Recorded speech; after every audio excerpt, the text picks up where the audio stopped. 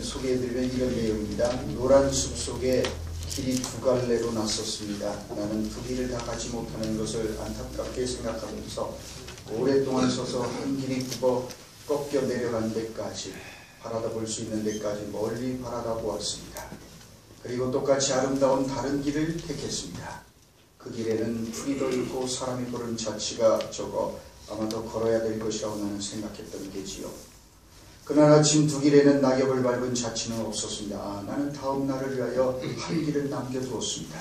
길은 길에 연하여 끝없으므로 내가 다시 돌아올 것을 의심하면서 훗날에 나는 어디선가 한숨을 쉬며 이야기할 것입니다. 숲속에 두 갈래 길이 있었다고, 나는 사람이 적게 간 길을 택하였다고, 그리고 그것 때문에 모든 것이 달라졌다고 피천득 시인이 옮긴 번역본을 제가 소개해드렸습니다.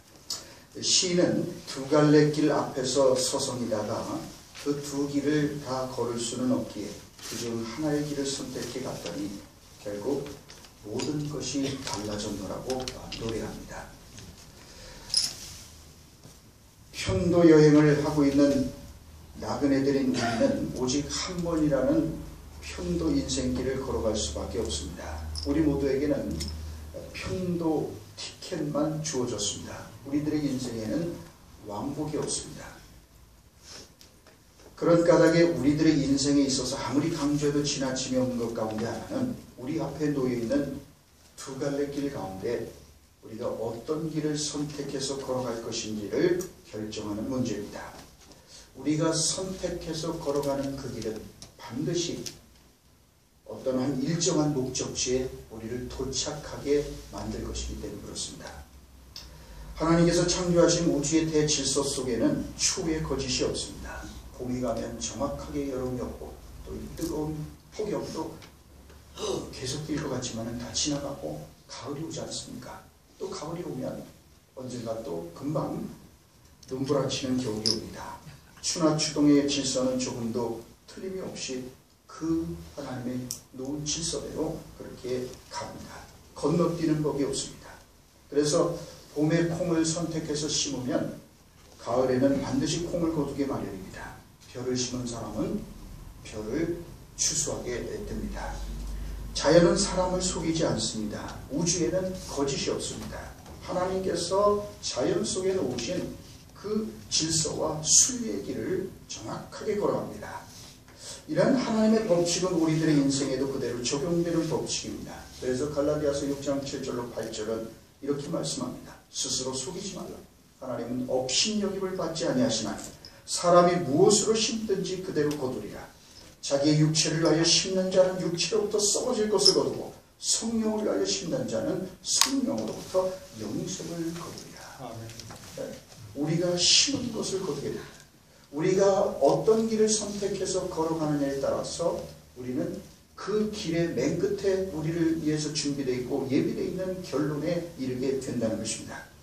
오늘 본문 말씀은 약속의 땅이 내려다 보이는 요단 동편 모압 땅에서 모세를 통하여 이제 곧 젖과 꿀이 흐르는 땅에 들어가 살게 될 이스라엘 백성들이 어떤 길을 걸어가야 하는지에 대하여 말씀해 주신 하나님의 말씀입니다. 그들이 약속의 땅에 들어가서 어떻게 해야 복되고 풍성한 인생을 살 수 있는지에 대하여 가르쳐 주시는 그런 말씀입니다. 자, 신명기의 내용은 지나온 광야 생활을 돌아보면서 하나님 그 여정 가운데 어떻게 동행하셨는지를 회상하고 약속의 땅에 들어가 살 때 꼭 지켜야 될 사항들을 지시하는 것으로 구성되어 있습니다. 한마디로 말해서 신명기의 말씀은 이제 그들이 한 번도 걸어보지 않은, 난생 처음 걸어보는 이 약속의 땅으로 들어가는 이 첫 인생, 첫 걸음, 첫 이 여정에 대해서 그 어떻게 그 길을 걸어가야 되고 어떻게 살아가야 되는지에 대한 그런 말씀입니다. 그래서 다시 말해서 신명기는 우리들의 인생의 레시피에 해당되는 말씀이라고 할 수 있습니다.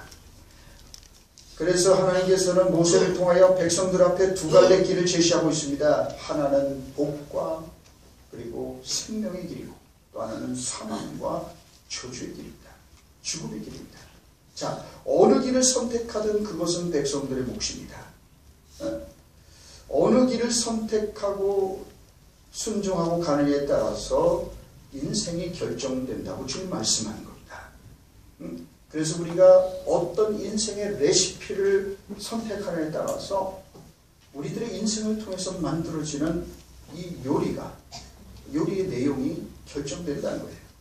시장에 나가면 반찬거리들이 널려 있습니다. 그런데 주부들의 공통적인 고민거리 가운데 하나는 시장에 나가면 먹을거리들이 넘치고 있을 것 같은데 사실 막상 나가보면 해먹을 것이 없다는 거예요. 자, 그래서 때가 되면 주부들의 고민이 공통적입니다. 함께 해먹고 나면 다음에 또 뭘 해먹나? 점심 먹고 나면 저녁은 또 뭐 해먹나? 또 저녁 먹고 나면 내일 아침 또 뭐 해먹나? 이게 아마 대부분의 주부들의 고민거리일 거예요. 자, 그런데 똑같은 반찬거리를 가지고도 어떤 주부는 맛깔스러운 요리를 만들어내고 어떤 주부는 아주 창조적으로 괴기한 요리를 만들어내기도 합니다. 그러면 재료가 없어서가 문제가 아닙니다. 반찬거리에서 차이가 나는 게 아닙니다. 사실은 요리법 때문에 놀라운 차이가 납니다. 그래서 인생의 이 레시피가 중요합니다. 어떤 레시피를 가지고 있느냐에 따라서 똑같은 재료를 가지고 요리를 하지만은 그 맛은 굉장히 다른 것이 될 수가 있는 것이요. 여러분, 똑같은 인생을 살아도 어떤 인생의 레시피를 가지고 사느냐에 따라서 우리가 아주 근사한 인생을 살 수도 있고 무미건조한 삶을 살 수도 있는 겁니다. 자, 오늘 본문 말씀을 통하여 주님은 우리들의 단 한 번밖에 없는 인생이 가장 복된 길을 걸어갈 수 있는 길이 무엇인지에 대하여 말씀해 주십니다. 아마도 우리 모두는 집집마다 최소한 요리책을 한두 권씩은 가지고 있을 겁니다. 그 요리책은 아주 화려한 컬러로 되어 있어서 아주 폼나게 그 음식들에 들어가는 재료서부터 해서 그 재료로 그대로 만들었을 때 어떤 음식이 나오는지를 선명한 컬러 사진으로 그 요리법을 아주 구체적으로 그렇게 우리에게 보여줍니다. 그렇습니다. 우리가 그 요리책을 읽고 그 책에서 시키는 대로 하지 않으면 맛있는 요리를 맛볼 수 없습니다. 단지 요리책을 읽고 그 요리에 대한 지식을 우리가 습득할 뿐입니다. 어떻게 요리하는지를 우리가 그 요리 과정을 적어놓은 그 책을 보면서 이렇게 하면 되는구나. 계량컵으로 한 큰술, 두 큰술 집어넣어서 이렇게 하는 거구나. 이 모든 과정을 우리가 다 이해할 수는 있습니다. 그러나 그 책에 적혀있는 요리법을 그대로 따라하지 않으면 맛있는 요리는 맛볼 수 없습니다. 그리고 또한 우리는 요리책이 지시하고 있는 대로 정확하게 그 비율과 계량컵을 가지고 정확하게 그 양을 모든 것들을 그 정해진 대로 그 레시피를 따를 때만 최대의 효과를 맛볼 수 있습니다. 어떤 사람은 그냥 요리책을 읽기만 합니다. 또 어떤 사람은 요리책의 요리법대로 따라서 하다가 옛날에 하던 대로 주먹구구식으로 그냥 대충 집어넣어요. 정확하게 하는 게 아니라 그거 순서는 그렇게 가는데 자기가 하고 싶은 대로 적당하게 그렇게 합니다. 그래서 요리책대로 정확히 따라하지 않고 그렇게 합니다. 우리가 그 요리책에 적혀있는 요리의 맛을 가장 확실하게 맛보기 위해서는 요리법대로 철저히 따라야 하는 겁니다. 요리책에 나와 있는 요리법은 통계화되어 있고 이미 검증되어 있는 것이기 때문입니다. 누구든지 그래서 그 요리법에 적혀있는 대로 하면 같은 맛이 나오게 되어 있는 겁니다. 요즘 번성하고 있는 프랜차이즈들을 보십시오. 그런 이 프랜차이즈 음식점들이 아주 성업을 이루고 있는데 그 맛이 한국이나 미국이나 독일을 가도 그 프랜차이즈 식당에 들어가면 똑같은 맛을 낸단 말이에요. 왜 그렇습니까? 전 세계의 그 프랜차이즈가 똑같은 레시피를 갖고 하기 때문에 똑같은 계량을 해서 그걸 하니까 그 맛이 언제 어디서나 똑같은 맛이 나오는 거예요. 우리들의 인생도 마찬가지라고 주님 말씀합니다. 우리를 지으시고 이 땅에 보내신 하나님의 사용 설명서의 지침을 따라서 우리가 그대로 순종하는 삶을 살며 하나님께서 의도하시고 계획하셨던 멋진 인생을 우리가 살아갈 수 있다고 말씀합니다. 우리를 향해 가지고 계신 계획, 그 하나님 우리 인생을 향한 인생의 레시피를 우리가 그걸 무시하지 않고 존중하고 그 말씀을 따라서 우리가 순종할 때 여러분 우리는 하나님께서 최초에 의도하셨던 그 근사한 인생을 우리가 살아갈 수 있다라고 말씀합니다. 오늘 본문 15, 16절을 보십시오. 보라 내가 오늘 생명과 복과 사망과 화를 내 앞에 두었나니 곧 내가 오늘 내게 명령하여 내 하나님 여호와를 사랑하고 모든 길로 행하며 그의 명령과 규례와 법도를 지키라는 것이라. 그리하면 내가 생존하며 번성할 것이요 또 내 하나님 여호와께서 내가 가서 차지할 땅에서 내게 복을 주실 것입니다. 우리 앞에 두 갈래 길이 놓여 있다고 말씀하십니다. 생명과 복의 길과 사망과 화의 길이 그것입니다. 우리에게는 선택할 자유가 있습니다. 이 두 갈래 길 가운데 우리가 어느 길로 걸어갈 것인지는 우리 스스로 얼마든지 선택하고 우리는 결정할 수 있습니다. 그러나 우리가 반드시 알아야만 되는 한 가지 사실이 있음을 일깨워줍니다. 그것이 뭡니까? 우리가 지금 어떤 방향과 길을 여기서 선택하며 사느냐에 따라서 앞으로 우리가 도착하게 되는 목적지가 결정된다고 말씀합니다. 그래서 주님 말씀합니다. 오늘 내가 생명과 복과 사망과 화를 내 앞에 두었다. 내 앞에 놨다. 이거 두 갈래 길. 한쪽은 생명과 복의 길이고 다른 한쪽은 바로 사망과 화의 길, 저주의 길이에요. 이게 너희들 앞에 있다는 거예요. 이제 공은 너희들한테 있다는 거예요. 우리가 이 두 갈래 길 가운데서 우리가 어떤 길을 선택하며 걸어가냐에 따라서 그 길은 반드시 너희들을 일정한 목적지에 도착하게 할 것이다. 그래서 그리하면 명령과 규례와 법도를 지키라는 것이라. 그리하면 내가 생존하며 번성할 것이요 또 내 하나님 여호와께서 내가 가서 차지할 땅에서 내게 복을 주실 것입니다. 말씀합니다. 하나님께서는 원리와 법칙을 통해서 일하십니다. 하나님의 법칙과 원리는 우리들의 삶을 예측 가능한 것이 되게 합니다. 어떤 결론에 도착할 수 있게 될지를 예상할 수 있게 합니다. 하나님의 원리와 법칙이 담긴 인과관계를 통해서 우리는 도착할 목적지를 예상할 수 있는 겁니다. 우리가 자신감을 가지고 미래를 계획할 수 있는 것은 이런 하나님의 원리와 법칙 덕분입니다. 우리가 요리책에 나와 있는 레시피대로 정확하게 계량컵을 가지고 그대로 따라하면 같은 맛이 나오게 되는 것과 같은 이치입니다. 여러분 거리에 서 있는 이정표는 이쪽으로 가야 한다고 소리치지 않습니다. 그냥 서서 방향을 가리켜 보여줄 뿐입니다. 그 이정표를 믿고 우리가 따라가느냐 마느냐는 우리에게 맡깁니다. 우리가 어떻게 하느냐에 달려 있습니다. 그 이정표가 가리키는 방향을 믿고 우리는 그 길로 들어가면 우리는 그 이정표가 말하는 목적지에 도착하게 되는 것입니다. 그러나 우리가 그 이정표를 무시하고 아니야 이쪽으로 가는 게 아니야 이정표가 틀렸어 그리고 자기 생각과 느낌대로 다른 길로 들어가 버리면 우리는 전혀 다른 곳에 도착하게 될 것입니다.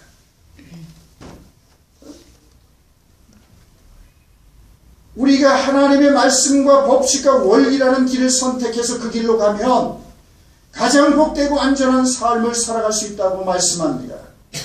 우리들의 단 한 번밖에 없는 인생에 있어서 우리가 어떤 길과 방향으로 들어서느냐가 우리들의 인생의 궁극적인 목적지를 결정하게 되는 것입니다. 인종이나 피부색이나 학벌이나 주의나 신분에 상관없이 누구나 이정표의 안내 혹은 내비게이션의 안내를 따라 그대로 운전해서 그렇게 가면 신분과 피부색과 상관없이 그 안내한 그 지도대로 그 이정표에 순종해서 그 하는 그 말씀에 순종해서 가면 반드시 그 목적지에 도착하게 되는 거예요. 그 길은 사람을 차별하지 않습니다.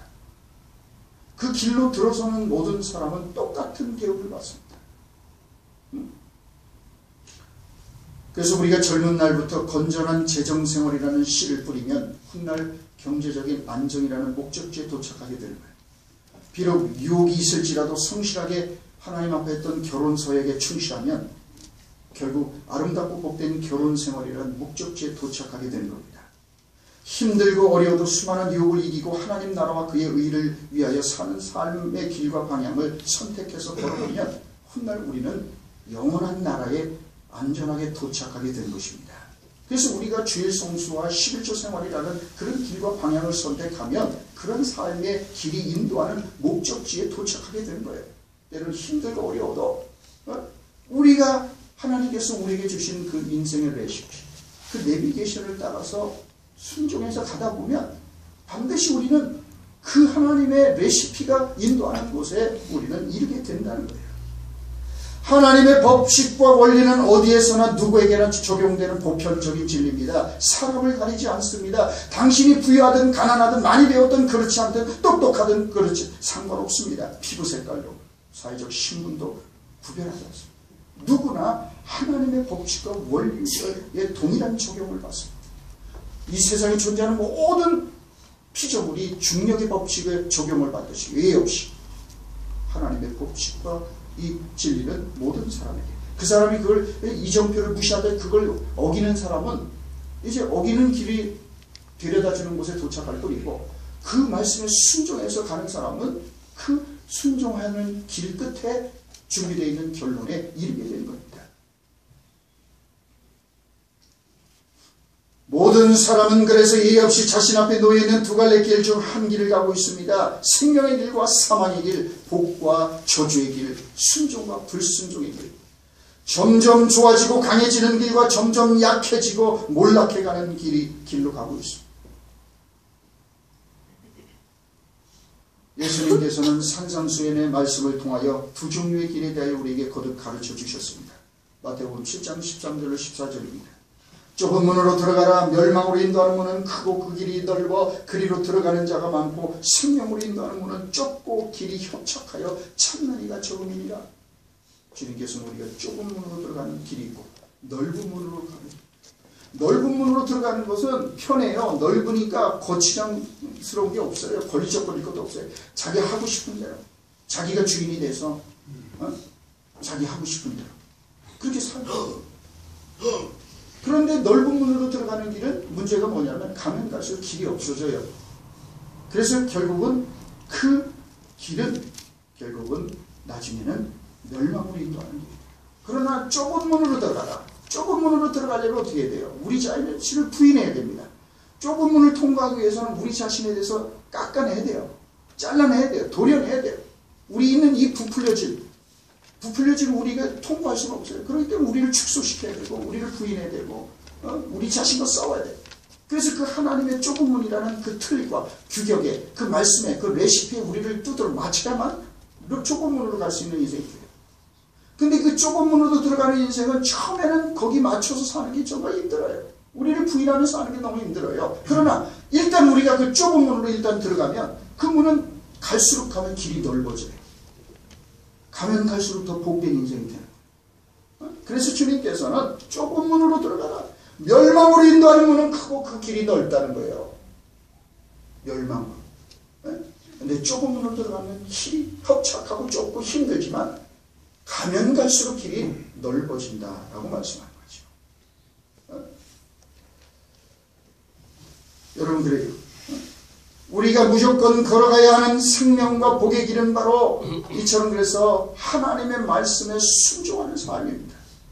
우리를 때로 그 하나님 말씀이 우리를 불편하게 만들고 힘들게 만들지라도 우리는 그 말씀에 순종해서 우리가 그 좁은 길로 가다 보면 점점 더 우리의 삶이 더 복되고 안전한 인생이 된다는 것입니다. 자, 그래서 16절 말씀을 한마디로 요약하면 하나님의 말씀에 순종하는 것입니다. 우리가 하나님의 말씀에 순종하여 살면 주님께서 약속하십니다. 16절 말씀을 다시 볼까요? 곧 내가 오늘 내게 명령하여 내 하나님 여호와를 사랑하고 모든 길로 행하며 그의 명령과 규례와 법도를 지키라는 것이라.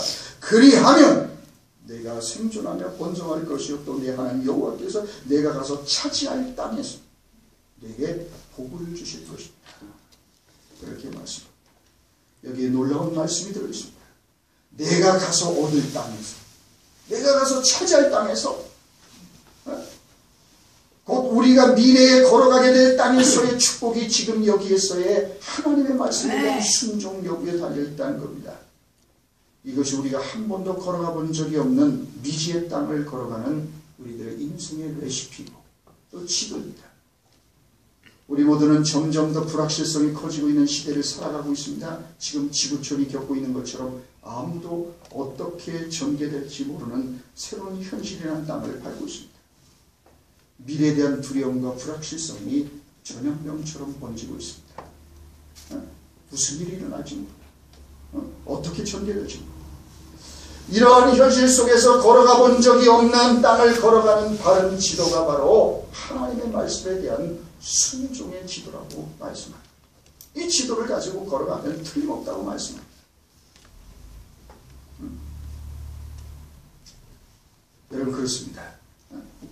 그래서 우리가 이 하나님의 말씀이라는 우리들의 인생의 레시피, 그 말씀이 가르치는 대로, 지시하는 대로 우리가 순종해서 가야 되는 이유가 여기에 있다는 거예요. 여러분 왜 운동선수들이 밥만 먹으면 훈련을 하는 겁니까? 그래야만 더 좋은 선수가 될 수 있기 때문입니다. 연습량이 많으면 많을수록 실전에 나가서 연습했던 그대로 탁월한 기량을 발휘할 수 있는 겁니다. 마찬가지로 우리가 부지런히 순종을 연습할 때 우리에게 순종의 근육이 생겨나요. 그래서 열심히 피트니스 클럽 가서 열심히 운동을 하면 근육이 생기잖아요. 울퉁불퉁해지고 말이죠. 뱃살이 사라지고. 그것처럼 우리가 부단히 우리 삶의 현실에서 주님의 이 레시피에 대해서 우리가 순종하고 또 순종하면은 우리 안에 순종의 근육이 생겨나요. 순종이 강화돼요. 그러면은 순종이 체질이 되고 우리들의 인격이 되는 겁니다. 그러면은 자연스럽게 복된 인생이 될 수밖에 없다고 말씀하는 거예요. 반면에 불순종의 길을 선택해서 걸어가면 어떤 결론에 이르게 됩니까? 17절 18절 말씀을 보십시오. 그러나 내가 만일 마음을 돌이켜 듣지 아니하고 유혹을 받아 다른 신들에게 절하고 그를 섬기면 내가 오늘 너에게 선언하니 너희가 반드시 멸망할 것이다. 너희가 요단을 건너가서 차지할 땅에서 너희의 날이 길지 못할 것이니라. 달리 노력하지 않아도 확실하게 멸망하는 지름길이 뭔지 아십니까? 그건 뭐예요? 듣지 않는 거예요. 너희들이 마음을 돌이켜 듣지 않냐고 유혹을 받아 다른 길로 가면 그럼 따로 우리가 망하려고 노력 안 해도 됩니다. 가만히 있어도 반드시 멸망하게 돼 있어요. 하나님의 말씀을 등지고 하나님의 말씀에 불순종하면 확실하게 망할 수 있습니다. 가면 갈수록 기울고 엉망이 될 수밖에 없어요. 그래서 주님께서는 17, 18절에만 너희가 반드시 멸망할 것이다. 반드시입니다. 반드시 이건 예의가 없습니다. 하나님의 레시피대로 우리가 그 길을 가면 반드시 우리가 목적지에 도착하게 되지만은 그러나 하나님을 거스르고 역죄하는 삶은 반드시 망할 수밖에 없죠. 그런 까닭에 19, 20절 말씀을 통해 거듭 반복해서 강조하시는 말씀이 뭡니까? 19, 20절을 보십시오. 내가 오늘 하늘과 땅을 불러 너에게 증거를 섞노라. 내가 생명과 사망과 복과 저주를 내 앞에 두었은즉 너와 내 자손이 살기 위하여 생명을 택하고 내 하나님 여호와를 사랑하고 그의 말씀을 청종하며 또 그를 의지하라. 그는 내 생명이시오 내 장수이시니 여호와께서 내 조상 아브라함과 이삭과 야곱에게 주리라고 맹세하신 땅에 내가 거주하리라. 여러분 생명과 복의 길을 선택해서 걸어가야 된다고 힘주어 말씀합니다. 그것만이 유일한 살 길이라고 말씀합니다. 사실 하나님께서는 우리를 일회용으로 지으시지 않았습니다. 우리를 영혼을 위하여 창조하셨습니다. 그래서 우리 안에는 영혼을 향한 갈망이 자리 잡고 있습니다. 여러분 생각해 보십시오. 우리가 그저 이 지상이라는 반짝하고 지나가잖아요. 하는 순간에 그죠? 우리 배 권사님이 여기 계시지만은 97년을 사셨는데 정말 눈 깜짝할 사이에 지나가죠. 우리는 97세 지금 내 나이에 97세를 한번 계산하면 아직도 상당히 남았다 이렇게 생각합니다. 금방 지나가. 인생이라는 게 너무 눈 깜짝할 사이에 지나가. 여러분 그리고 그죠? 그래서 우리 인생이 말이죠. 이 지상에서 한 번 일회용이라고 한다면은 얼마나 우리들의 인생이 서글픈 거겠어요. 얼마나 허망한 것이겠습니까? 우리가 이 땅에 먹으면 얼마나 먹을 것이고 잘 살면 또 얼마나? 그 유통기한이 얼마나? 만약 우리가 이 지상에 일회용으로 하나님께서 우리를 창조하셨다면 얼마나 허망하겠어요? 죽고 죽으면 모든 게 끝난다고 하죠.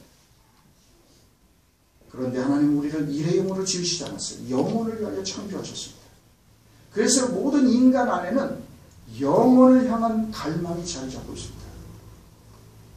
예수를 믿든 안 믿든 상관없이 모든 인간에게는 그래서 하나님께서 우리를 영혼을 향해서 지으셨기 때문에 영혼에 대한 배고픔이 있어요. 그래서 일찍이 진시황은 어떻게 했습니까? 불로초를 찾아서 온 세계를 헤매도록 만들었어요. 불로초, 늙지 않고 죽지 않게 하는. 그리고 이집트의 파라오들은 그 사막에 그 어마어마한 피라미드를 지으면서 불멸을 꿈꿨다고. 불멸. 죽지 않으려고. 영원을 꿈꿨어. 이처럼 모든 인간은 불멸을 꿈꾸고 영원을 갈망하는 그런 배고픔이 그 인간의 유전자 속에 들어있습니다. 그래서 사람들은 우리들의 우정은 영원하자. 우리의 사랑은 영원히. 우리가 영원토록 잊지 않겠다. 영원히 사랑.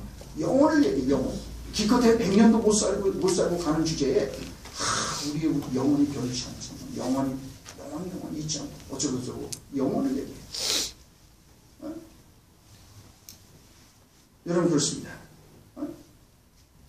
왜 우리는 그렇게 오랜 인류의 역사 속에서 인류의 문명이 시작된 그때부터 인간 속에는 이런 영혼을 향한 영혼에 대한 갈망이 자리 잡고 있는 걸까요? 그것은 영생을 살 수 있는 길이 우리에게 틀림없이 있기 때문에 우리 안에 불멸을 꿈꾸는 그 갈망이 우리 안에 요동치고 있는 것입니다. 그래서 여러분 재미있는 것은 문명사이든 야만사이든지 간에 하다못해 토테미즘과 같은 원시적인 형태일지라도 인간이 있는 곳에는 반드시 종교 현상이 있었습니다. 이건 인류학자들의 연구 결과예요. 짐승들에게는 종교가 없습니다. 사람에게만 있습니다. 동서고금을 막론하고 어느 사회문화이든지 간에 종교가 없는 데는 없습니다. 왜 이런 종교 현상이 모든 인간이 사는 곳에 있는 걸까요? 영혼을 갈망하는 것이 모든 인간 속에는 자리 잡고 있기 때문에 그래요. 사람에게는 여러 본능이 있는데 그 본능이 있는 곳에는 반드시 그 본능을 만족시킬 대상이 바깥에 있기 마련입니다. 가령 사람에게는 식욕이 있습니다. 그래서 우리는 먹어야 살아요. 배가 고파요. 그래서 우리한테 위장이 있어요. 이 뱃속에. 우리한테 이 속에 우리한테 위장이 있고 그래서 우리는 식욕을 가지고 있다. 식욕이라는 우리 본능이 우리 안에 있어요. 그 얘기는 뭡니까? 우리 안에 식욕이 있고 위장이 있다는 얘기는 우리 바깥에 뭐가 있다는 얘기예요? 아이 도대체 한 끼도 안 드신 거죠. 뭐가 있다는 얘기예요? 뭐가 이렇게 있다는 거예요? 음식이 바깥에. 우리 안에 이 본능, 먹고 싶어하는 본능, 위장이 있다는 것은 이 위장을 충족시켜줄 음식이 바깥에 있다는 거예요. 사람에게 성에 대한 본능이 있습니다. 그렇기 때문에 남성은 여성을 그리워하고 여성은 남성. 그래서 남성 바깥에 여성이 있고 여성 바깥에는 남성이 있어요. 그래서 그걸 충족시켜줄 수 있는 대상이 바깥에 있는 거예요. 인간은 근본적으로 형이상학적인 존재입니다. 빵만으로 살 수 없는 존재입니다. 수명적으로 그래서 인간은 마지막 질문에 대해서 대답을 갈망하는 그런 존재입니다. 여러분 그래요. 그래서 인간의 가슴 속에 단 하나의 노력, 단 하나의 추구, 단 하나의 동경에도 힘이 하나 아마 무한을 얻으려는 경향이 있습니다. 여러분 그래서 우리들의 위장이 바깥에 있는 음식물을 사모하듯이 그래서 배가 고프면 허겁지겁 우리가 바깥에 있는 음식을 막 섭취하잖아요. 우리의 눈이 있다는 건 뭡니까? 바깥에 우리의 눈이 볼 수 있도록 빛이 존재하는 거예요. 우리가 눈이 아무리 좋아도 빛이 없으면 아무것도 우리 볼 수가 없어요. 우리에게 눈이 있다. 우리가 귀가 있다는 거 뭐예요?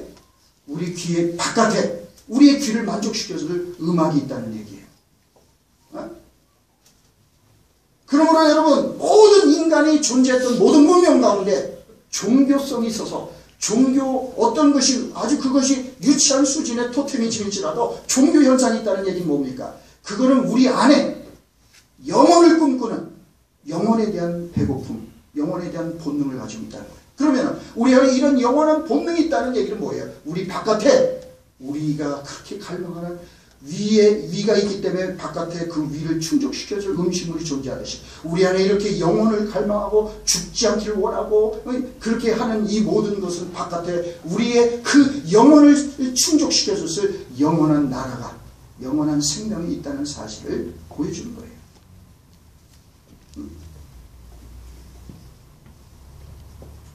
그런 까닭에 주님은 오늘 본문 말씀을 통하여서 우리가 한 번밖에 없는 이 지상에서의 편도 여행을 잘 마치고 영원한 나라로 들어가기 위해서는 반드시 주님께서 일러주시는 인생 레시피로 살아야 된다고 말씀하는 거죠. 사람들은 이 세상에서 잘 사는 걸 추구합니다. 하지만 이 세상은 지나가는 겁니다. 예수님은 부활의 첫 열매가 되심으로써 죽음이 우리들의 인생의 마지막 말이 아니라 죽음을 넘어선 영원한 생명, 썩지 않는 죽음을 넘어선 생명이 있다는 사실을 역사 가운데 확증해 주셨어요. 그래서 우리들의 인생에 있어서 가장 중요한 것은 눈에 보이는 이 세상의 삶이 아니라 죽음 너머의 영원한 세계임을 말씀해 주셨어요. 이 세상의 삶은 어찌 보면 예비학교입니다. 영혼을 준비하는 과정입니다. 그러므로 이 지상에 사는 동안 우리가 가장 힘써서 해야 될 것이 뭐냐? 그 영혼을 위해서 준비하는 거예요.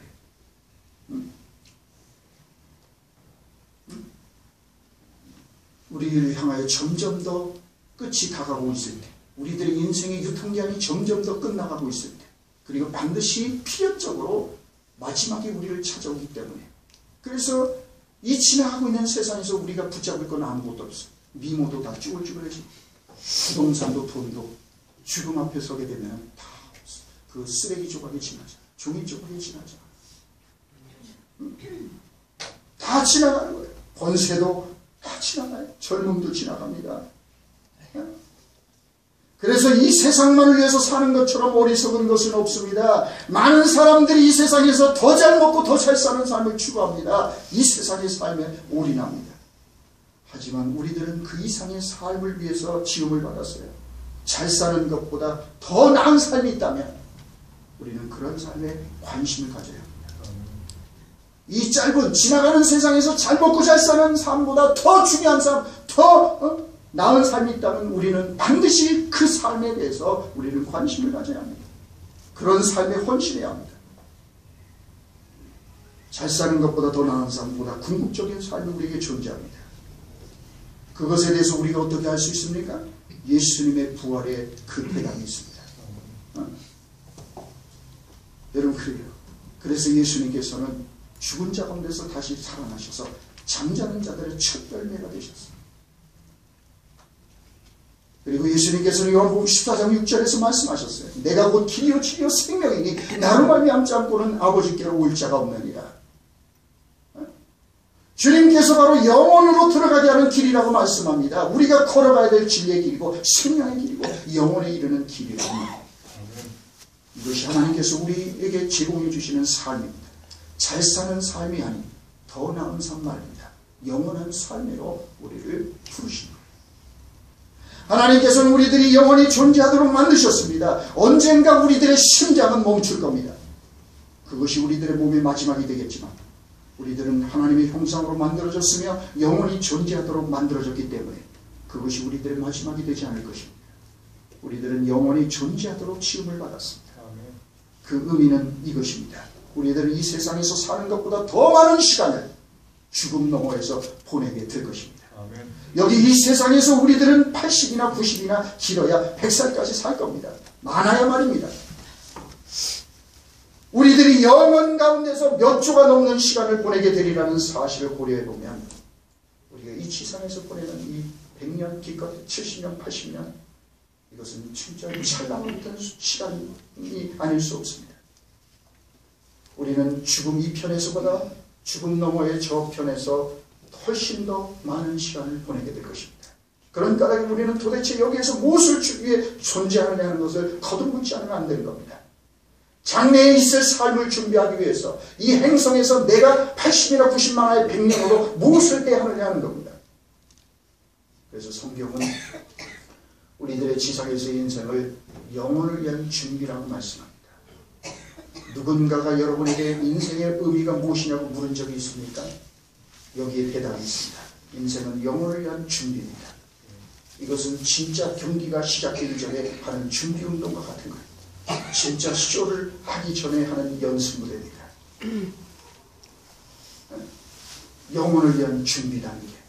이것이 바로 이 지상에서 잠깐 지나가는, 그것도 너무나도 빨리 지나가는 우리들의 인생의 라이프 스타일이라는 걸 잊지 말아야 합니다. 그런 까닭에 우리는 우리 앞에 놓여있는 두 갈래 길 가운데 주님께서 가라고 하신 바로 그 길을 선택해서 살아가야 하는 거예요. 그 길만이 우리들로 하여금 이 지상에서의 인생의 여정을 마치고 우리가 영원한 목적지, 우리가 반드시 도착해야 되는 그 영원한 나라에 도달하도록 인도해 주기 때문에 그렇습니다. 여러분, 거듭 반복해서 말씀드리지만 우리들의 인생은 편불여행입니다. 한 번 지나가면 그것으로 끝입니다. 두 번 다시 우리에게 주어지죠. 더군다나 우리들의 인생은 초의 길입니다. 우리 모두 처음 이 길로 2016년 10월 16일, 이것도 우리 인생에 있어서 처음이자 마지막입니다. 우리는 두 번 다시 오늘을 살 수 없습니다. 우리는 한 번 지나가면 그것을 끝입니다. 한 번도 가보지 않은 미지의 길을 우리는 처음이자 마지막으로 날마다 걷고 있습니다. 그러니까 우리가 우리 앞에 두 갈래 길 가운데 우리가 어떤 길을 선택하고 걸어가느냐에 따라서 그 길은 그 길의 목적지에 우리를 데려다 줄 것입니다. 여러분, 그러므로 우리는 16절 말씀 이정표처럼 보여주고 있는 이 주님의 인생의 레시피를 따라, 주님 보여주는 인생의 지도를 따라 우리는 걸어가야 합니다. 그러면 우리 모두 반드시 약속의 땅에 도착하게 되는 것을 발견하게 될 것입니다. 이 혼란스러운 시대, 그러므로 세상이, 환경이, 시대가, 유행이 바뀔지라도 오직 하나님께서 우리에게 주신 인생의 레시피를 붙잡고 하나님이 주신 인생의 지도를 따라 올곧게 우리가 그 주님과 함께 그 길을 걸어갔어. 우리 모두 우리가 도착해만 되는 그 영원한 목적지에 잘 도착하는 은혜와 축복, 우리 모두에게 있기를 주의 이름으로 축원합니다.